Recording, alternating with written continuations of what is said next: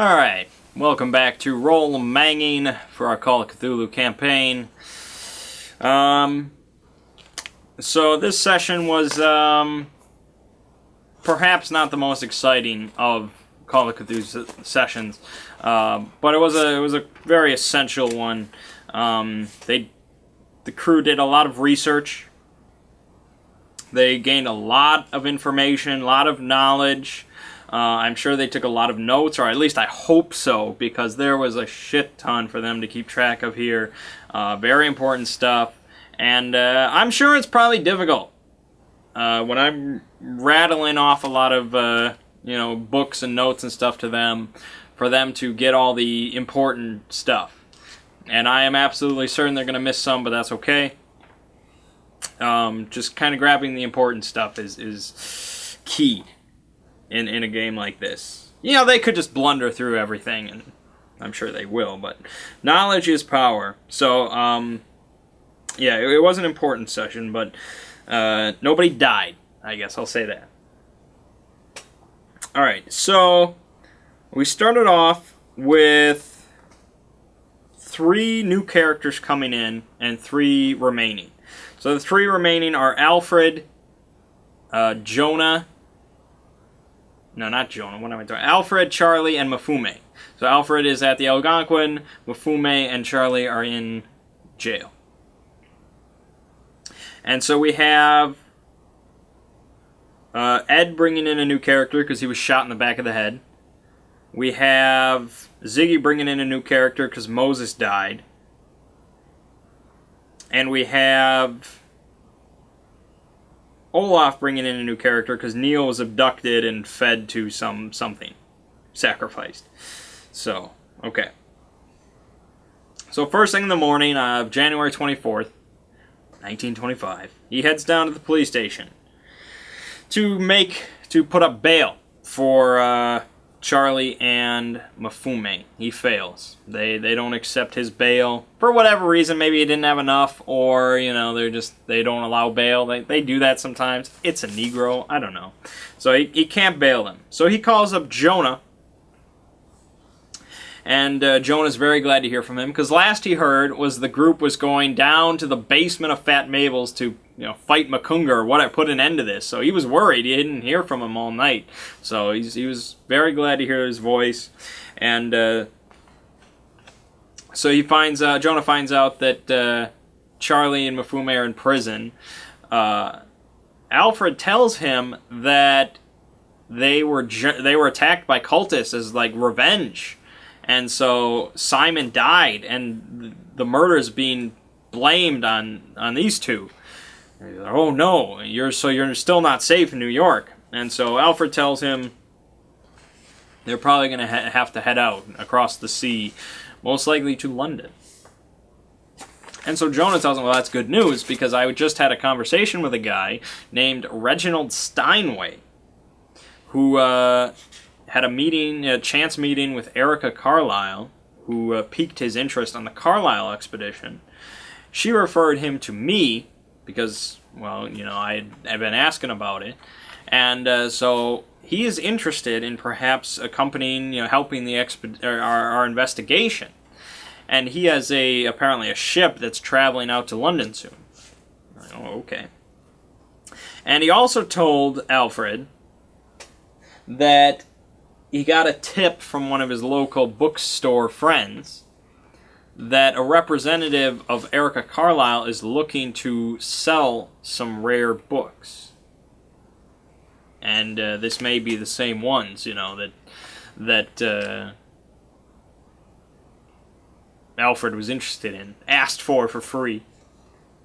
And so the names of the books, the list was The Narcotic Manuscript, People of the Monolith, Life as a God, and Selections des Livres Divins. And so, perhaps, a woman like Erica Carlisle does not sell books for, $50 or something like that. She's gonna want, if she's doing this, it's for a pretty penny. So perhaps this Reginald fellow could put up some money. And so Alfred tells Jonah that he couldn't get the two guys out on bail. He couldn't do it. So perhaps Jonah could help. And of course Jonah's like, oh, absolutely. I will do what I can, make some phone calls. And sure enough, Jonah gets the two guys free. They're all good. Because he's Jonah. That's what he does. Although he doesn't have much power outside of New York. And so, after Charlie and Mifune get out, their guns are taken. So they don't have any guns. But they are given back the mask, the scepter, and the book, Africa's Dark Sex. So after Charlie gets out, he calls Jonah.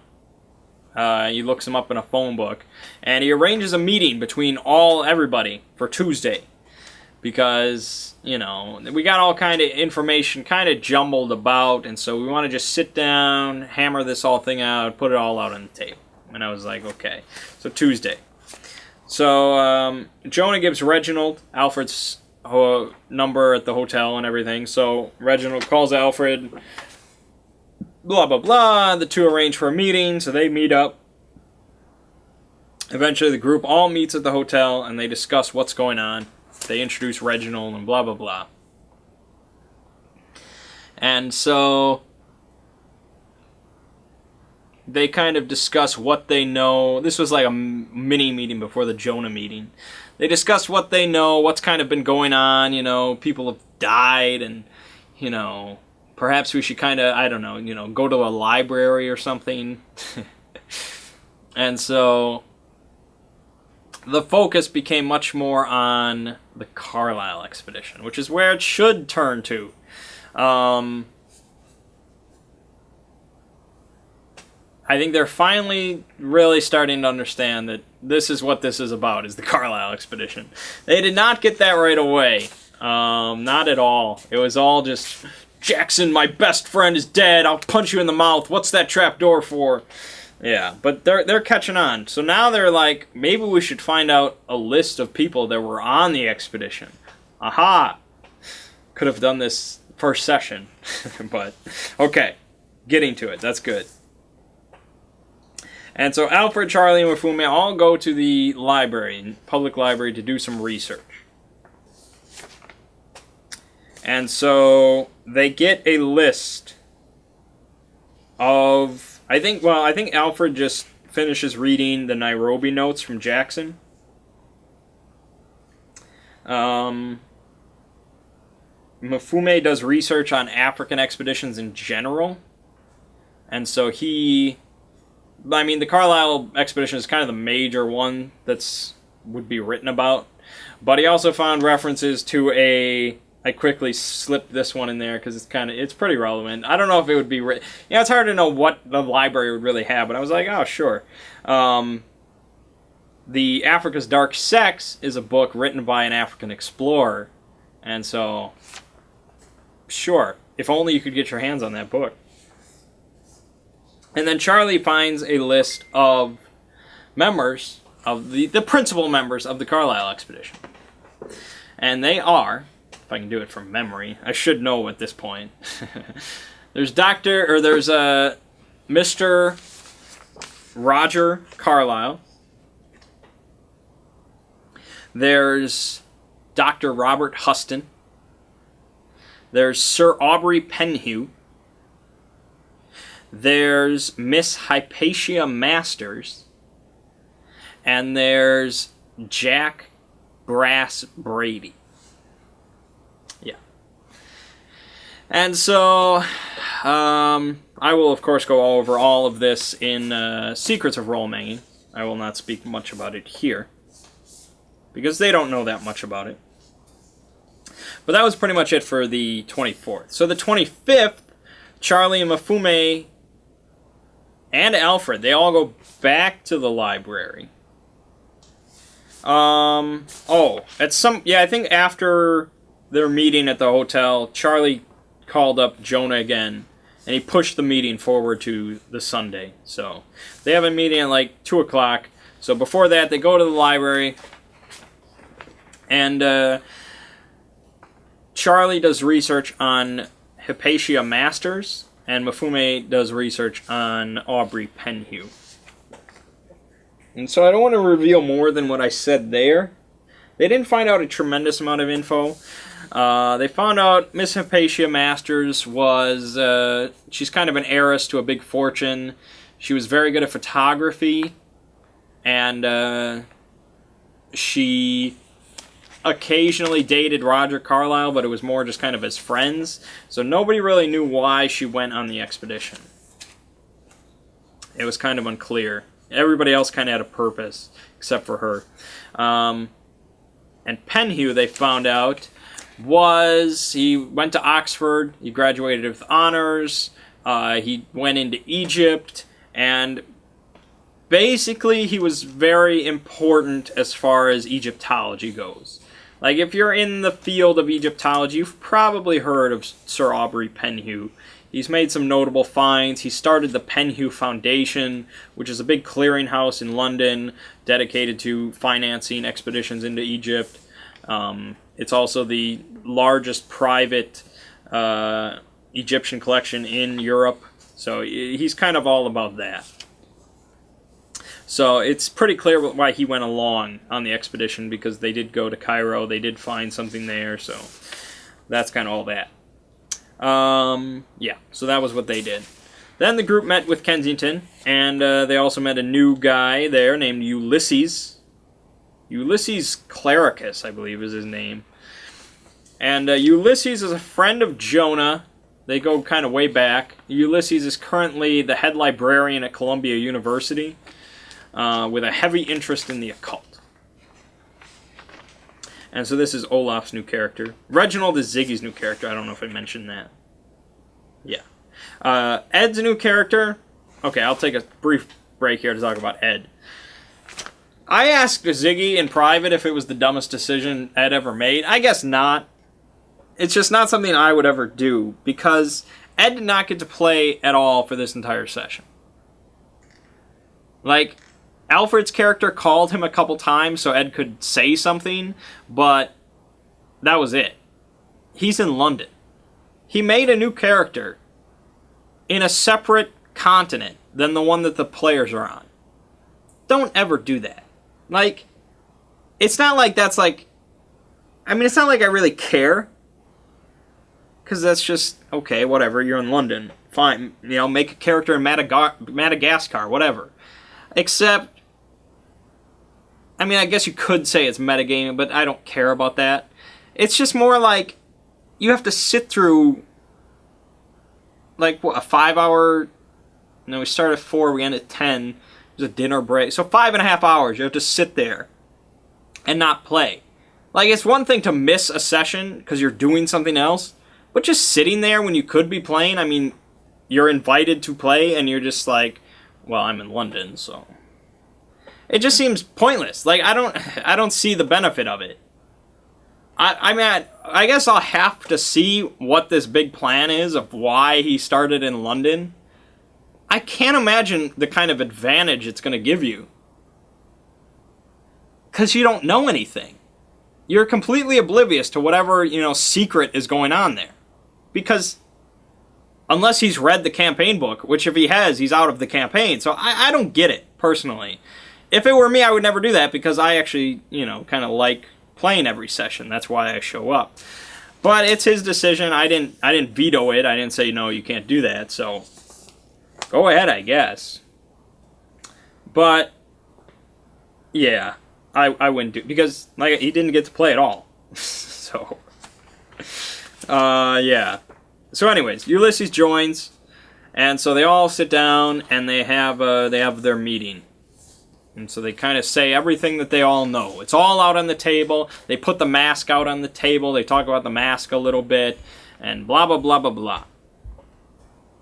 And so Jonah tells them a couple tidbits about London, some advice.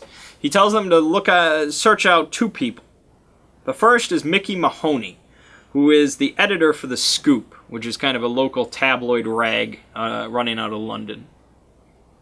And it's just the kind of stuff that Jackson would have, you know, loved, and he believes that the two knew each other, so it's possible that Jackson spoke with Mahoney while he was in London. It's worth a shot. The other guy is Inspector James Barrington, who apparently Jackson interviewed at some point. And as far as Jonah knows, he's a real on-the-level kind of guy, and perhaps he knows something. Again, another shot. It's elite.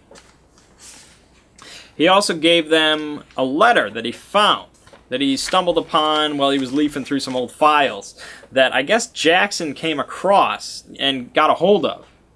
It was a letter addressed to Mr. Carlyle.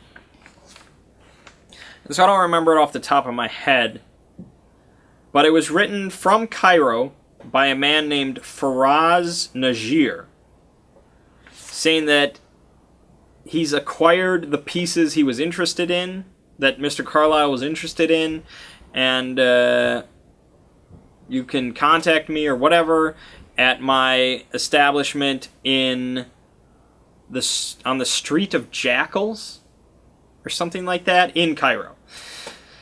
So, again, it's kind of just another lead. If they get to Cairo, this guy apparently wrote some letters to Mr. Carlyle about some pieces, so it could be useful. In any case, he doesn't know if it's going to be useful to them, but he gives it to them, because you never know. And so, yeah. So basically that whole meeting was to just put everything out there. Ulysses ends up taking the scepter and the mask for research, because the scepter has some Egyptian hieroglyphics written on it, which is kind of strange for an African cult, but the cult of the Bloody Tongue is originally based out of dynastic Egypt, so there's definitely some Egyptian going on. So none of them read hieroglyphics, although I guarantee that the next character somebody makes is going to read hieroglyphics, because that's how this works. But that's okay, because there's always going to be another thing. Why wouldn't there be? And so he's going to take it to one of the Egyptology professors and get it translated. So he takes the mask and the scepter. They all depart. Reginald calls up the Carlisle Manor because he wants to purchase these books now. He found out about this. So he gets a hold of a guy named Bradley Gray, which is basically Erica's lawyer and confidant. And he finds out that the current bid for these books is $4,500, which is quite a shit ton. And so Reginald puts up 5 G's. And he had to roll like a half credit rating. So he had to get, below half of his credit rating, which is like 85 or 80 or something like that. So he rolled like a 22 or something like that. So he definitely succeeded. He did well. So Bradley agreed, and he expedited the whole thing and said, if you bring us the check tomorrow, we will hand off the books. And so that was all good. And Alfred called Ed's character. I don't remember what they really spoke about. It was all kind of secretive. And is everything prepared? Yes, everything is set. So they won't tell me what anything is about. They're like, it's all secret. It's a plan. Don't worry. Yeah, great. Keep secrets from your DM. It's awesome. That's okay. I get to keep plenty of secrets from them. And so then Ulysses tries on the mask in the comfort of his own office. And the first vision he has is of Nodens. And so he gets to ride into the abyss with Nodens, and he gets to ask him one question. And so this is really, I don't know if these guys have been thinking about this. This is really like a big moment. You get to ask Nodens a fucking question, man. That's huge. So he asks him, what's the importance of this mask? Not the one I would ask. The how do I become immortal or something like that. That's a more intriguing question. I talked about that on Secrets of Role Mangging, but that's more interesting, I guess, if you really want to know about the mask. But there isn't that much to it. He basically said, it is an artifact of great power that allows contact with the outer gods. But that's pretty much it. It's not like linked to anything. It's just this artifact that they have. It's basically like it's just like a magic item that kind of sits in D&D, you know? It's there. It's not linked to the overarching plot or anything. It's just a magic item. That's basically what it is, which was probably kind of disappointing. That was his one question. And so he improved his Cthulhu Mythos score. He didn't lose any sanity. It was all good. So he was like, all right, I got to try it on again. You know, that was great. That was real refreshing. The second one, not so much. He had a vision. I don't remember. I mean, I definitely don't have it memorized. It was one that I wrote, although I borrowed a lot from another text. And it was basically of Carcosa, lost Carcosa. And he got to see the Tattered King. It was kind of cool. You know, it's, yeah. He got to hear some names dropped. He got to see the yellow sign, and, you know, shit went down. So he rolled sanity. He succeeded. Damn.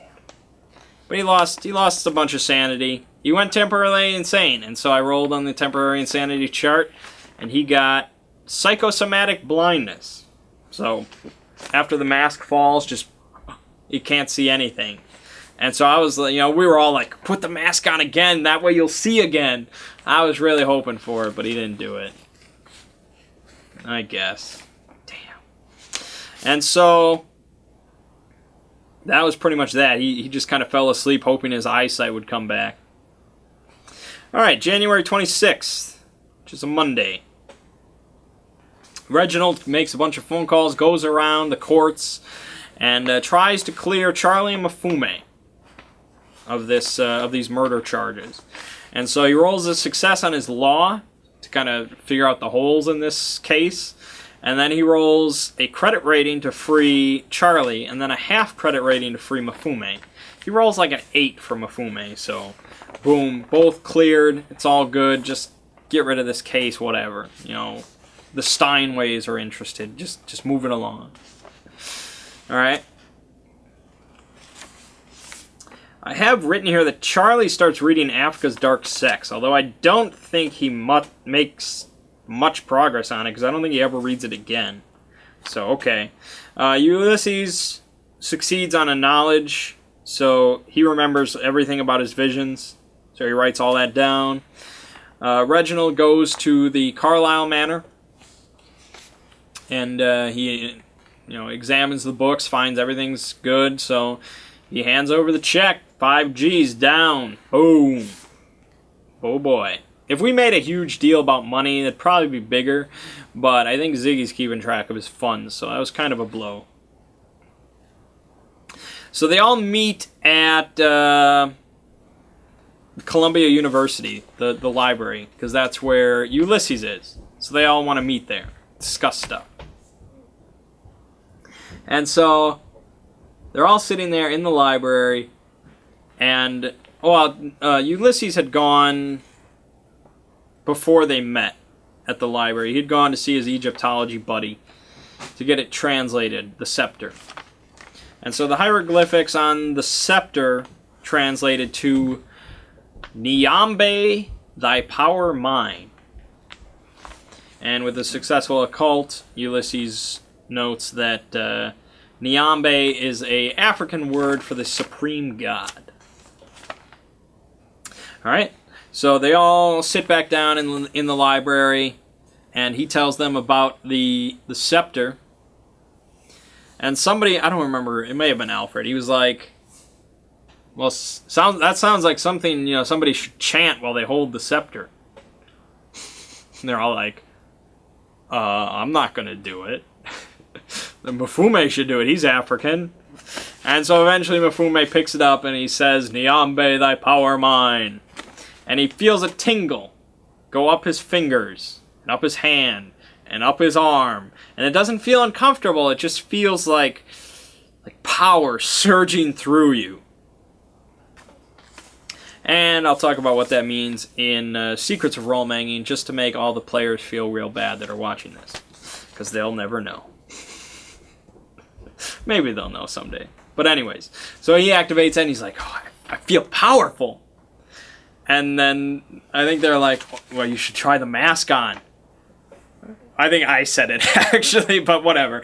Gotta try the mask on. You have the power of the scepter. And so eventually he's like, fuck it. And so he puts the mask on. Kind of a mistake. He gets a vision of Yog-Sothoth. Although it's not really described as that. It's a very weird vision. It was kind of crazy to read.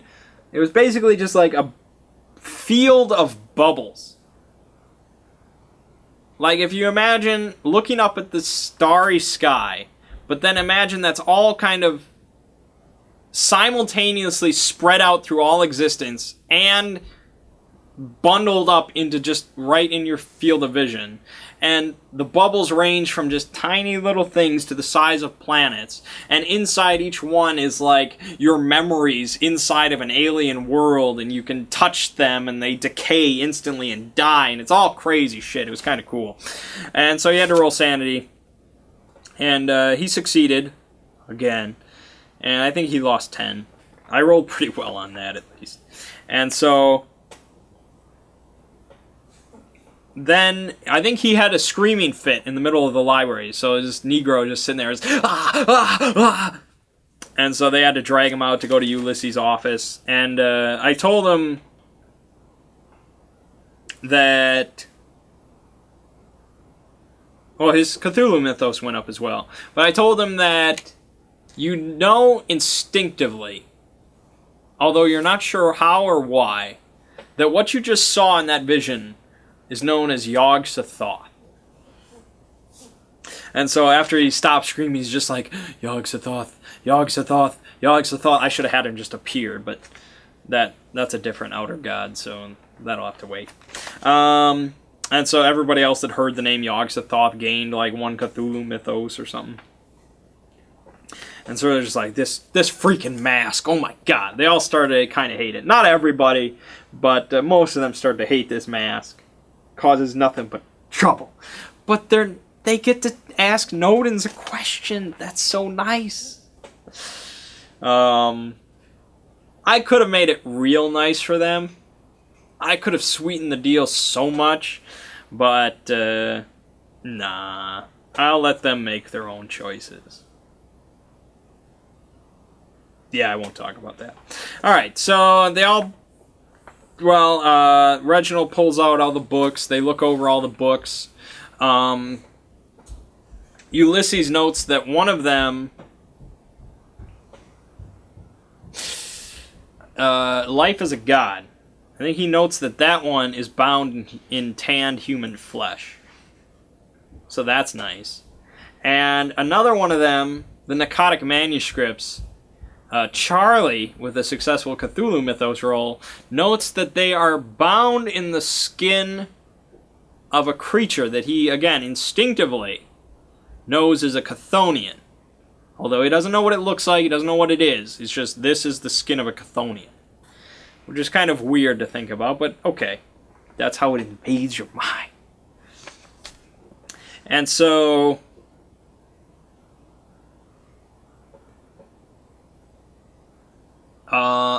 there was a section in the companion. I guess I can talk about this. It doesn't matter.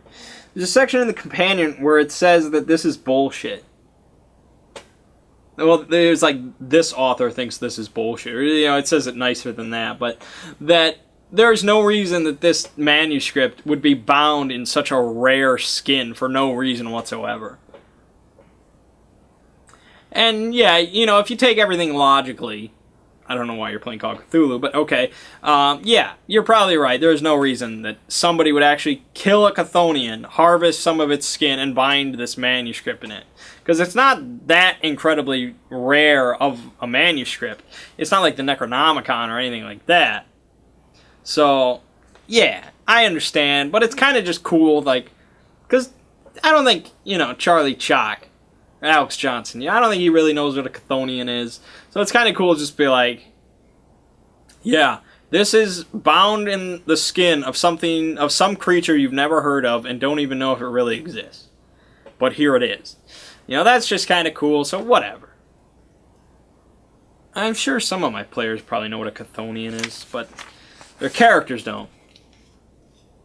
Alright, so at this point they're all planning on heading out of New York on the 29th. You know, the two guys, they're clear of the murder charges. They're all set. Everything's set. Let's get out of here.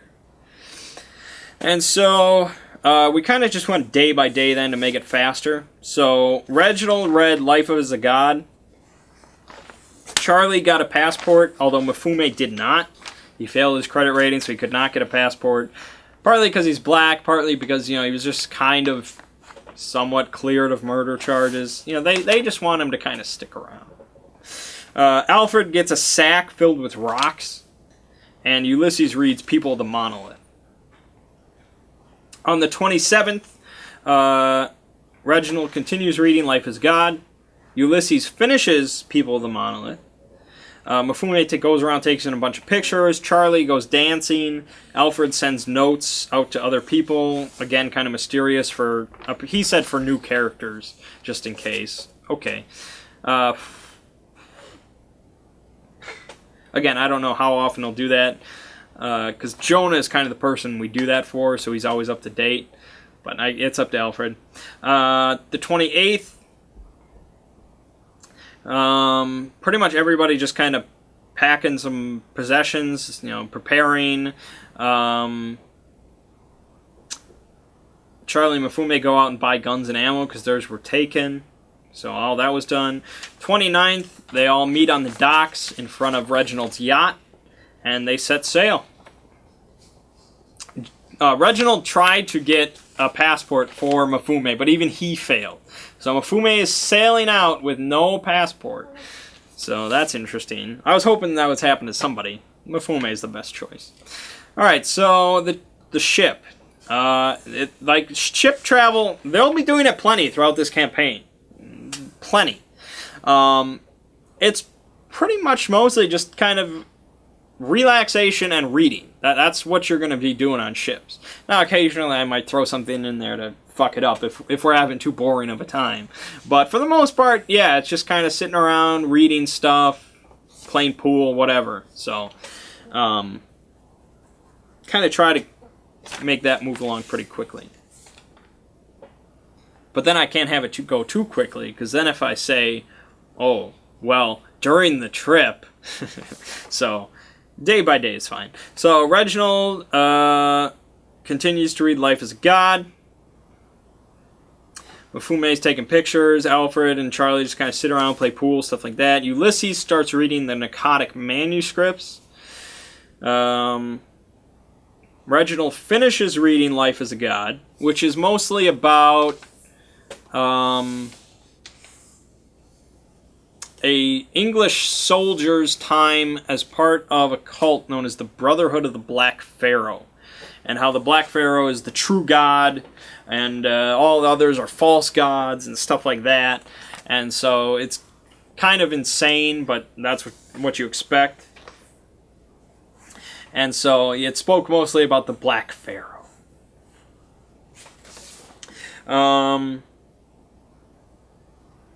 So that night, the night of the 30th, Reginald has a vision. And he finds himself in a throne room, matching that of the one he just read in Life as a God. And there he sees a man sitting on the throne, dressed in complete resplendent regalia, who states himself as the Black Pharaoh. And he offers Reginald a chance to fulfill anything he wishes. And Reginald says nothing. And so Black Pharaoh just says pretty much, if you find yourself needing something, all you have to do is call. And he wakes up. And I'll talk about that much more in Secrets of Rollman. Ulysses continues to read the narcotic manuscripts. And February 1st, the morning of February 1st, about 3 a.m., Alfred goes to throw the mask, which is in the sack of rocks, into the Atlantic Ocean. And so he has to roll power times 1 to succeed on this, because otherwise the mask will prevent him from doing so. He rolls an 11. So, down to the bottom of the ocean. Goodbye, mask. I'll talk about that on Secrets of Roll-Main.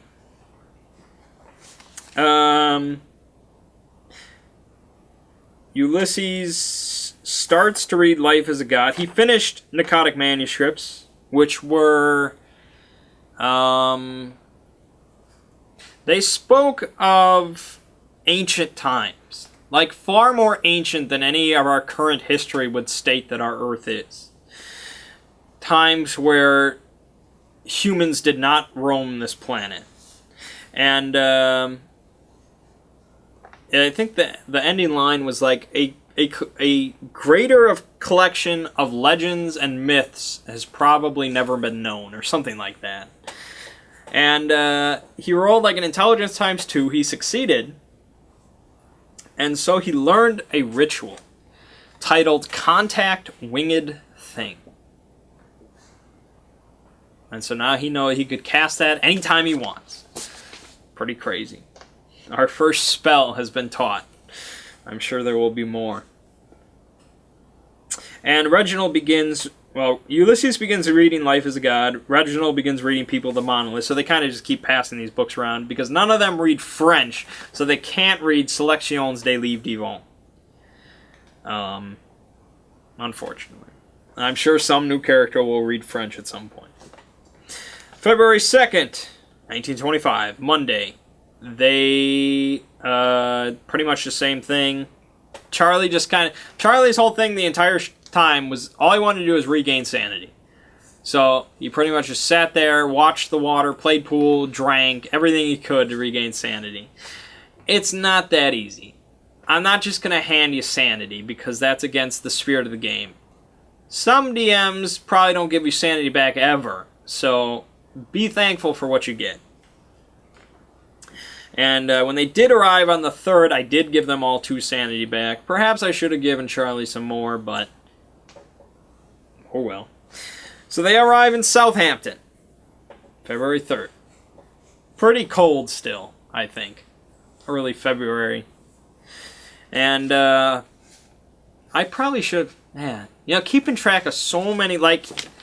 keeping track of the weather is just... You'll understand why in a second, but I really should have kept track of that. So anyways, they arrive in Southampton.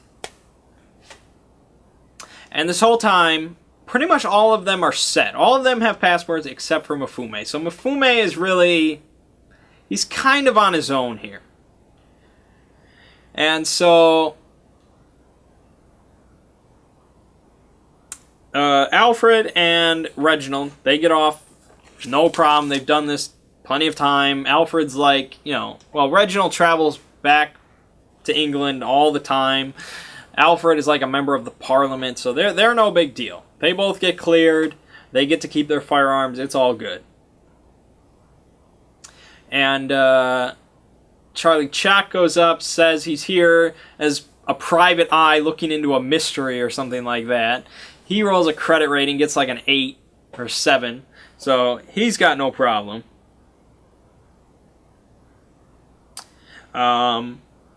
He does not get to keep his gun, though. I don't care what you roll on your credit rating, it's not happening. It just doesn't work like that.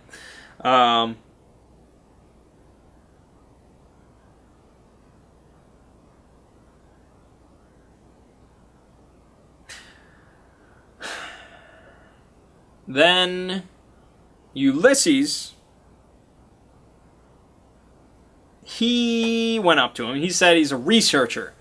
He's here on business as a researcher, and he rolled his credit rating. He did not succeed. And so I said that they gave him just a 2-week visa. But of course, they took his gun. So then we're up to Mafume. And so this is his grand plan, you know. This is all on him. What is he going to do to get by customs? What would I do if I was in this situation? Probably would have stayed on the ship, waited till nighttime. But you know, the group was not willing to do that. They were heading out. That still probably wouldn't stop me because there isn't much options. So, yeah. I mean, he's a black guy at night. I would have given him a sneak bonus, so I don't know. But no, he did not do that. He wanted to do it with a little bit more style. So he walks out onto the deck, puts his camera stuff down, and then falls off of the dock into the freezing water. I didn't think about that at the time. I really should have. It should have like just freezing him to the bone. But no, guess not. So they pull him out, and he goes up to the customs officials. He's like, I don't have my passport. It must have fallen out in the water. So I had him roll a fast talk. They didn't buy it. And so basically he's going to be held by them until they get the passport situation sorted out. You know, it's after World War I. He's a Negro. He's not in the best spot here, you know. And he worsened it by saying, I love that queen, when there isn't a queen in Britain in 1925, but that's okay. So they didn't really like him. I think Reginald tried to handle it. Like, he's part of the Steinway company and blah, blah, blah, but he failed as well, so get in the cell, Mafume. Yeah, they threw him in a cell. No respect. So they're like, all right. I think they give the customs guys Alfred's number for his estate for when he gets sorted out. And so the rest of the group just left him. Okay. So they go to Alfred's estate in I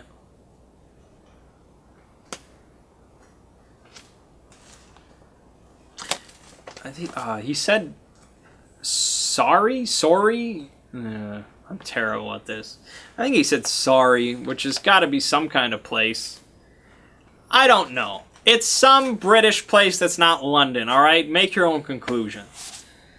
And he showed a picture of his estate, and it was like...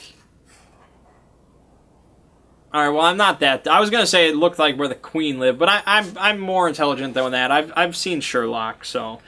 It looked like a real damn nice place. Like, you ever seen... Garfield, A Tale of Two Kitties?